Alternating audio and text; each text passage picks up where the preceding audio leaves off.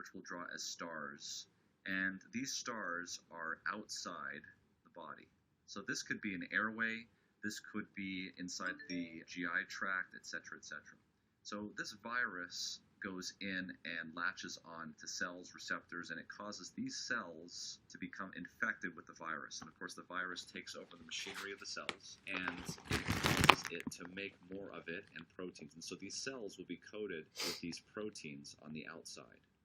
And of course, more particles are made, these cells explode, and they release more and more of these virus particles. So what is going on at this point is you've got, here on the blood side, you've got things called cells, which are blood cells, and one of those cells is called an antigen-presenting cell. And so these cells start to go in and extravasate from the blood into the tissue, and they're able to recognize these cells that are abnormal because of these abnormal proteins on the surface. So these antigen-presenting cells envelop and destroy these virally infected cells. So let's show a little bit more of a close-up of how that happens. So we have this antigen-presenting cell, and inside the antigen-presenting cell is the cell that is infected with virus, and it's got virus particles on it. And so what's very important what this antigen-presenting cell does is it presents the antigen. So here is the antigen presented on the outside of that cell. This is the most important thing that the antigen-presenting cell can do, because what it then does is it meets up with something called a Th1 response, or a CD4 positive cell. And this cell here is the mastermind behind your cellular-mediated immunity, because this antigen here will latch on to this CD4 positive Th1 cell, and it will release IL-12, which is a chemical that comes from the antigen-presenting cell that stimulates this cell to go and fight anything that looks like this on it, that antigen. And so there's major responses that can occur. Number one is that these Th1 CD4 cells will then stimulate another type of T cell called the CD8 cells, and those are killer cells. And they go out, and all they do, they will kill any cell that has those antigens on it. That's a very important thing. And the way that that happens is it has little proteins on the surface that will recognize this and cause docking to occur. So you want that connection to be very, very tight. Another thing that this Th1 can do is it can stimulate in the blood and tissue B cells, and these B cells will produce antibodies that look like this, and these antibodies will bind to these antigens and neutralize them. So this really is immunity. And this is the key that allows you to survive a viral infection. Let me be very clear about this. This is probably one of the most important things that you can have going for you when you have a viral infection. This is what determines whether or not you get admitted to the floor or whether or not you go to the intensive care unit. Because if this reaction doesn't occur correctly and this immunity doesn't get on top of the viruses quickly and limit them, kind of quarantining this, then you get wide viral infections. Immunity die. And so while the best way to prevent you from ending up having something bad happen from coronavirus is to avoid getting the virus,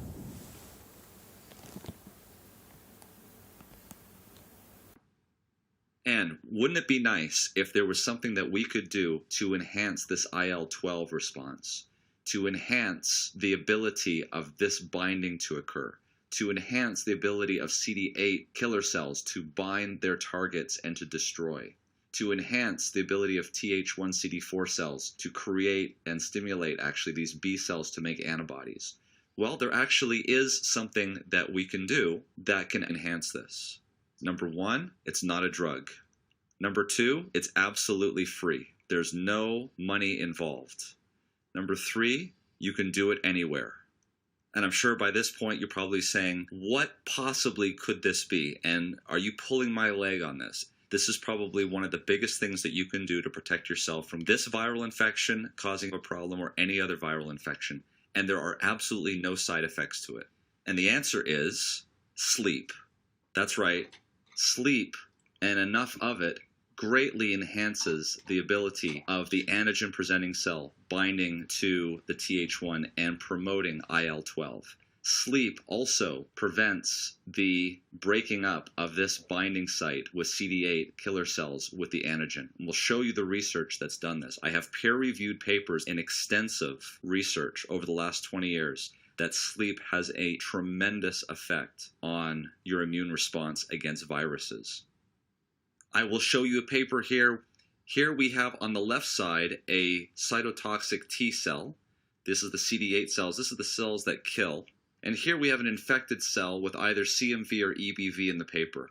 So what they showed was that there is a G protein receptor here on the cell, and when it is activated by either isoproterenol, epinephrine, or norepinephrine, these are hormones typically that are elevated in wakefulness, that this wakefulness hormones would activate this receptor in the killer T cells, and it would cause a inhibition of these beta-2 integrin proteins that allow binding to these infected cells and destruction. And so the opposite was true when the patients were sleeping, because these hormones were at very low levels that prevented the inhibition of this GAS, G protein, which caused better binding and more effective killing of these infected cells. So do you know how much sleep an adult in the United States should be getting? According to the recommendations, and you can look this up at the CDC, they should be getting between 7 and 9 hours a night. Do you know how many people actually get at least 7 hours of sleep per night? About 60%. That means there's about 30 to 40% of us that are getting less than 7 hours a night. These are the people that are at the highest risk for the effects of sleep deprivation. And these are exactly the same conditions that a lot of our healthcare workers in the United States are under. These are physicians, these are nurses, these are respiratory therapists who are chronically sleep deprived because of shift, because of working at night, and these are the ones that are going to be on the front line dealing with this virus. Think about a lot of the physicians that are working in China right now, and all of this is to the detriment of their immune system. At the beginning of the night, when you go to sleep, normally, let's say around 10 p.m., the first thing that occurs is that you should be having more slow wave sleep at the beginning of the night, and towards the end of the night, more REM sleep. Well, they're starting to see that slow wave sleep is integral in the production of growth hormone, and growth hormone has tremendous effects on immunity. And this is especially involved, as the papers will show that I'll upload to the description, in the secretion of IL-12, which is what we recall is the thing that causes the antigen-presenting cell to stimulate the Th1 response with the CD4 cells. So that's tied to slow-wave sleep. This is the sleep right here that occurs, generally speaking, between 10 p.m. and 1 a.m. in the morning. And this is the sleep that we cut off the most by going to bed late. And so we're losing out on growth hormone, and our immunity stinks because of it.